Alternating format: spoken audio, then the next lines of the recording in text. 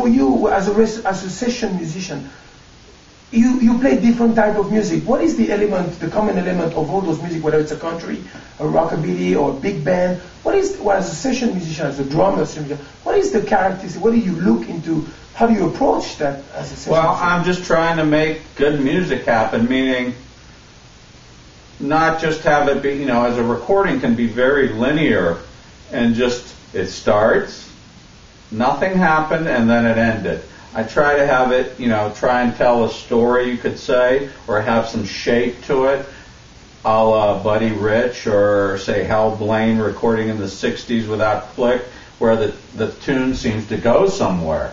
And there's an excitement level somewhere that happens, more somewhere maybe 2/3 of the way through, but a peak, try to aim for peaks and make some good music happen, no matter how good the tune is, and as far as a song, or what kind of style it is, but to not just, you could say not just phone it in, but try to do more than what's just on the page. Usually on a chart, it doesn't go peak here. And sometimes in a big band chart, the writer will write in dynamics, fortissimo here, piano here. But if there's no dynamics at all, and it could just be considered loud the whole way, or a pop tune, or it's rocking the whole way, to still have a point where you feel like you gave it a little extra gas, yes, and try and shape it and make some music happen. And maybe, and you know, if you're doing a lot of sessions, which I'd say I'm starting to do a lot more now since I stepped down from Brian in 2006, just being in town in LA rather than traveling as much. Although at the end we weren't traveling that much anyway, but just doing more sessions now, you might start to look at how can I make this more unique than the last thing I did. Mm.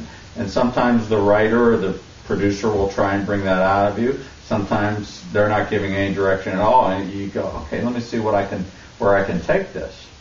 And for example, when you decide, we heard you saying, no, this take is not good.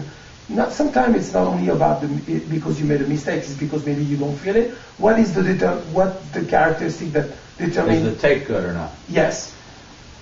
Well, most times, first takes are pretty darn good for me. Meaning, there's that magic, where are we going?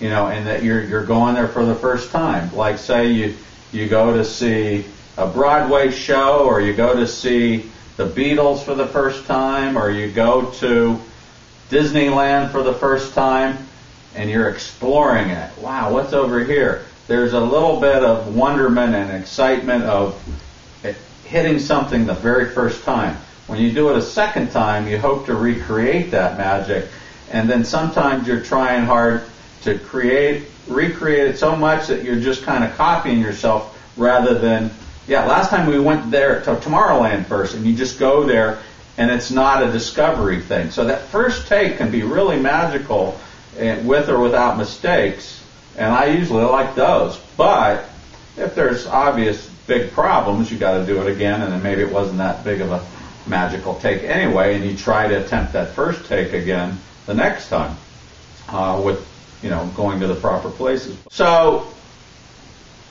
just to know if it had flow, and if somebody made a mistake they hit a wrong note, you know, a lot of times people don't hear that anyway, I found out, you know, from some early producers I worked with.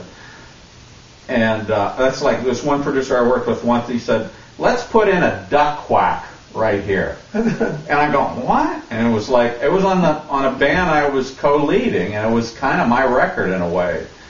And you know, I kind of reluctantly went, okay. And then every time I play the tune for someone, I go, okay, there's something in this track that shouldn't be there. Tell me if you hear it. It's going to stick out and be weird.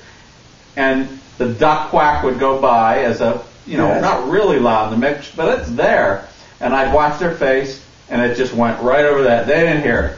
Yeah. Man, sometimes the little details, yes, of a wrong note, a duck quack, no one hears that. It's the magic of the energy of the tune. Yes. So that's what's a good take for me.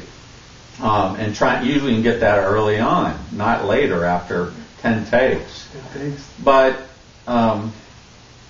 so if someone hits a wrong note, like in the bass, you know, if I had a great drum take you got to go, John, just fix that bass note. You know, we everything else is great. Let's not try to go back and recreate something magical just to make sure there's not a wrong note in there. Let's go back, let's fix that note then. Or if I go, okay, I made a mistake on that fill, let's fix that fill, but man, keep that tape.